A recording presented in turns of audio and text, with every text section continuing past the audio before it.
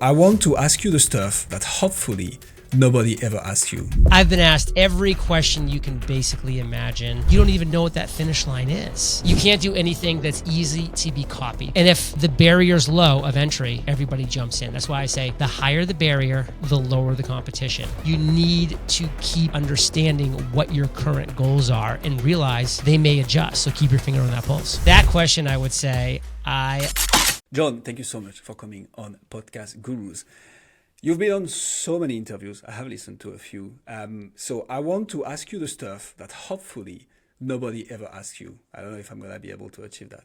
But maybe to begin with, what's the one question or what's the one topic that nobody has asked you about, yet you know that you have so much value to bring to the audience and to the interviewer, but you're like, everybody overlooks that, but that's yet so important and nobody asked me about it. I think that's a fantastic question for 99% of people who you're going to interview. Unfortunately for you, I'm in the 1%. I've been interviewed 1,462 times. Right. I've been asked every question you can basically imagine. But if I was really to dig deep here, I would say, John, what do you look forward to most in life that's not business or family related? And to that question, I would say, I love college basketball. I went to an amazing college. We had a great basketball team. And to this day, 22 years later after graduation, I still follow every single bit about my team, the Providence College Friars. So let's talk about this a bit, because if anybody wants to listen to John talking about business, just type John Lee Dumas on the internet and you'll find. Why such a hype around college sports in general and basketball? I don't get it. From a European perspective, that's not something we see. So how come? Yeah. What's the? I think it's similar to like I would say I don't understand the fascination behind club like football in Europe. I don't get it. I'm like, why are people so passionate about this? That really befuddles me. You know, when you go for 4 years to a university, to a college, you become part of that institution. You start to bleed those colors. You get to know the students, the faculty, everything around it, the city itself. Like I was in Providence, Rhode Island, and just everything about it. It just became a part of me, and it's never left me. Wow.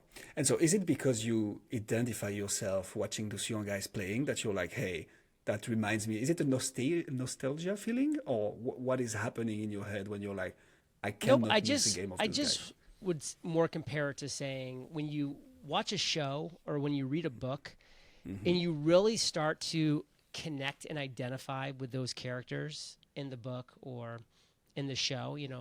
Count of Monte Cristo is a great example. Like, it's such a well-written book. Mic'd up. You fall in love with the characters. They become part of your family. That's me with college sports, and specifically college basketball. Like, they're part of my family. I've watched them play in high school because we were recruiting them. I saw them decide to go to Providence College, and I was there, virtually for their commitment. And then I saw their initial early struggles when they were freshmen, trying to figure out college basketball. And I saw them progress over time to become better basketball players, while trying to win basketball games. And, some of them do great, some of them don't do great. But at the end of the day, they're the family. They're my family, and I love them for that reason. That's cool. Do you play yourself?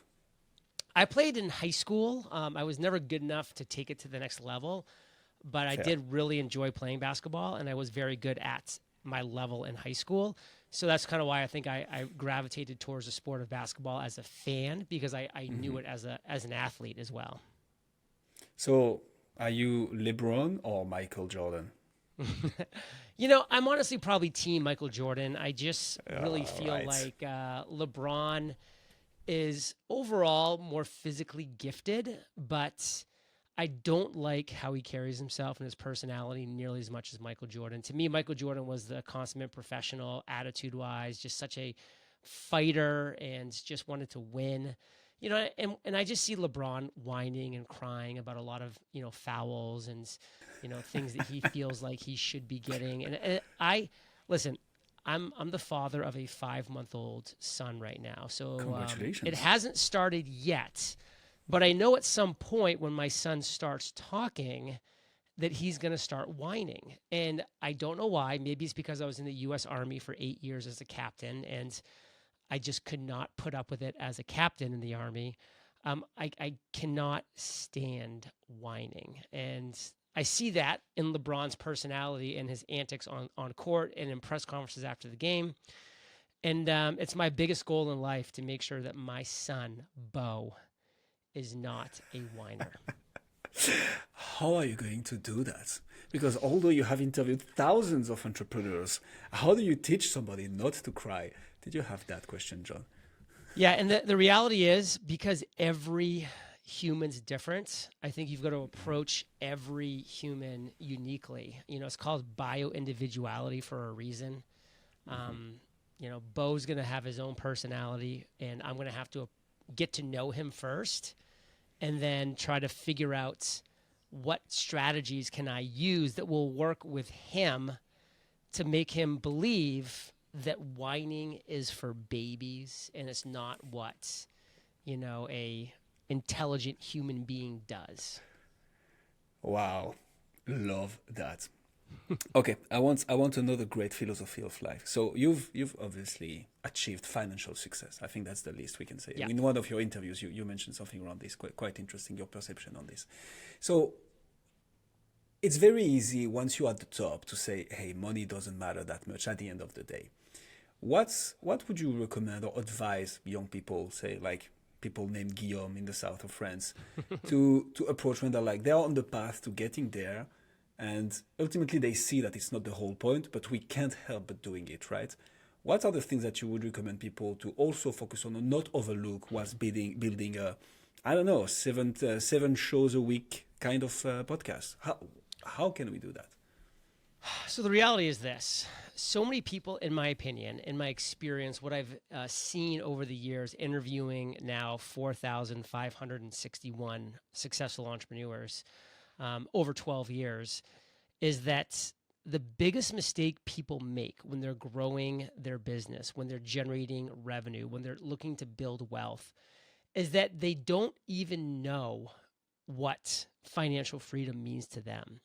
It's some hazy, distant, vague number that they've never even really thought about. Like, they've never sat down and said, what's enough for me? What does financial freedom look like? How many dollars per month? How much money in the bank? How much net worth, assets do I need to have before I'm financially free, in my personal opinion, for myself? And the problem with not doing that is that it never ends and it's never enough. And so that's why you see people grind and grind and grind, going after some finish line that is, again, just some hazy, vague, distant finish line that keeps moving outwards as you move towards it, because you don't even know what that finish line is. And so then they look up one day and they're 65 or 75 years old and they're like, wow, like, what have I done? I haven't really truly sat down, identified what financial freedom is for me so that I could enjoy all this wealth that I've generated over these years, while I'm young enough and energetic enough and healthy enough to enjoy it. So I really encourage people to sit down. And if you have a significant other, sit down with your significant other and really get clear. Like, what is financial freedom for me? For some people, it's $5,000 a month that you're putting in the bank. For some people, it's $10 million in the bank, and anything in between or above that. I'm just making up numbers here, but my point is, you need to sit down either by yourself or with your significant other if it's a very serious, committed relationship where you guys are tied to each other living-wise, and say, what's our goal? What's a real goal that when we hit it, we're A, going to celebrate, and then B, going to sit down and say, now that we've reached our financial freedom point, what are we going to do? How is our life going to change? What is our day-to-day going to look like?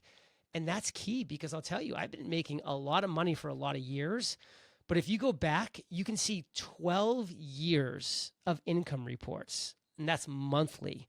That's 128 monthly income reports in a row where we share every dollar that we make. And what happens that you can see that I put my money where my mouth is that our income has not gone up basically at all for over 10 years. We've been unbelievably plateaued between $100,000 and $200,000 a month for basically 10 years. Of course, we have a couple months where we're quite a bit above that just because we had a special launch or something, but that was a random one-off event. The vast majority, 90 to 95% of our monthly income reports are in that $100,000 to $200,000 range. And by the way, a lot of people would look at that and say, that's a business that's dying because that's a stagnated business. If you're not growing, you're dying. That's what a lot of people believe. True. But for us, we said, well, we have a couple options here. And this is 10 years ago. We said, we can keep building a better team.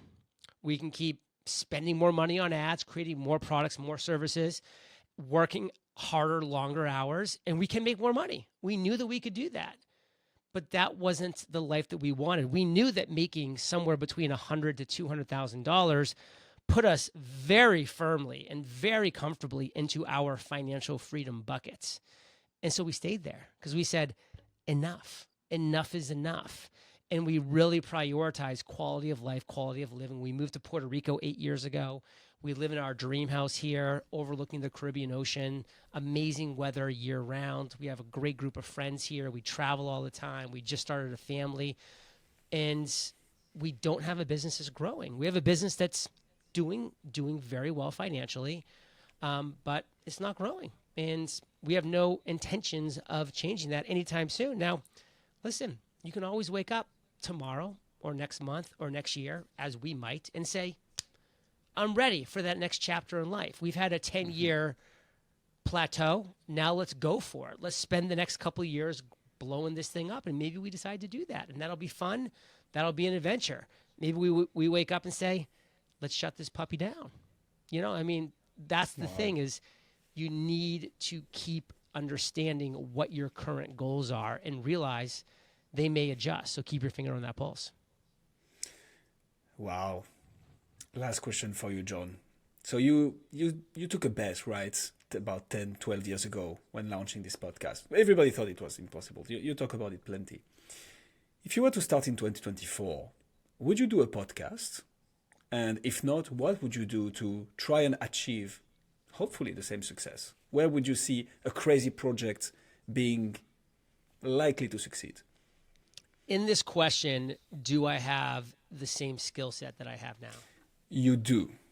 Okay. Actually, you know what? Give me the answer with and without the skill set. Okay, with the skill set, it's a no-brainer. Listen, I love podcasting, not because I was born with natural skills, but because I've done 4,561 interviews. I've become a great podcast host, and I've become a pretty good podcast guest, only because of repetition. I mean, it's duly because I've gotten up and I've put in the reps more than basically anybody else in the world over the past 12 years. So because of that, I've become really good to great in what it is that I do. So I would keep doing this. I love the podcasting platform. I really enjoy interviewing people. I definitely enjoy being interviewed. So I would keep doing that. But what I would specifically do in 2024, opposed to what I did in 2012, is I would find a very exciting but untapped micro niche. And it might be pickleball for people under or over 60 years old.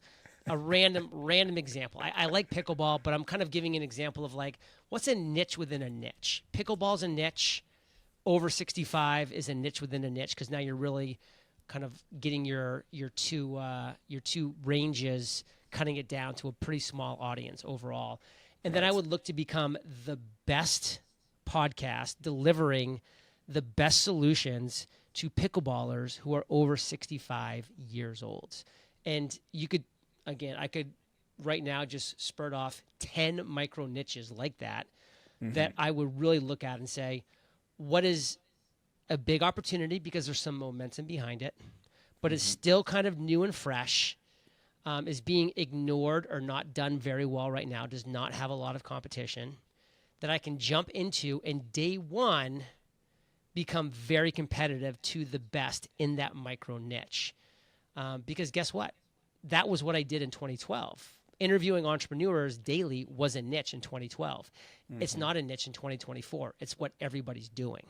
Right. So I would not do that if I was starting brand new. I would say I need to really find something unique, special that I'm passionate about, that I'm excited about, that I have skill sets in. To answer your question on the other side of things, Yeah. the answer wouldn't change because I love podcasting. And even if I was just starting off, I know I wouldn't be good at it because I wasn't good when I started. But I know how valuable the skills are you acquire by doing this: public speaking, communicating, facilitating conversations, networking. Now you and I have built a connection where if I see you in person or we ever talk again or meet again, like we spent 20, 25 minutes together on a call, like that's networking. I was just interviewing Gary Vaynerchuk for the 5th time yesterday. Crazy. And, you know, he knows me. He's just like, what's up, JLD, man? You're still crushing it. Love it, brother. What about this time and that time? Like, we have a real friendship because of the networking that's available in this niche of podcasting. So I would still do podcasting. I would probably even look for a more micro niche because I would really need to be the only game in town if I was going to have a chance to win because my skill set would be so low. Interesting. Would you do it with the same intensity as you did 12 years ago? Well, you're still Absolutely. doing right now. You know, you have to. You have to. Okay. It's got to be with all your intensity because otherwise, like, forget about it. It's about waking up in the morning, putting in the reps, being consistent, getting a little bit micro 1% better every single day that compounds over time, and then you win. Boom. Do you think I can start a podcast that would be called AI on Fire, and I just interview an AI, and that would be a niche enough to like doing podcasting with an AI that could be successful? No, because one episode a day. It's so easily copied. You That's can't true. do anything that's easy to be copied because if it's easy to be copied, even if nobody's doing it right now, if you start having success, and you might, everybody's going to copy you. And if Fair. the barrier's low of entry, everybody jumps in. That's why I say the higher the barrier, the lower the competition. When people say, John, I've been doing this thing for a month, but it's so hard. I have to give up. It's so hard. I'm like, that's why it's an opportunity, because it's hard, because everybody's going to give up except for you. That's why I won, because everybody gave up who tried to copy a daily podcast interviewing entrepreneurs because they couldn't keep it up for 12 years. They could do it for a year, for a couple of years, some of them, but not for 12 years. And that's it. And I know our time is done, brother. And it was a great chat today. So thank you.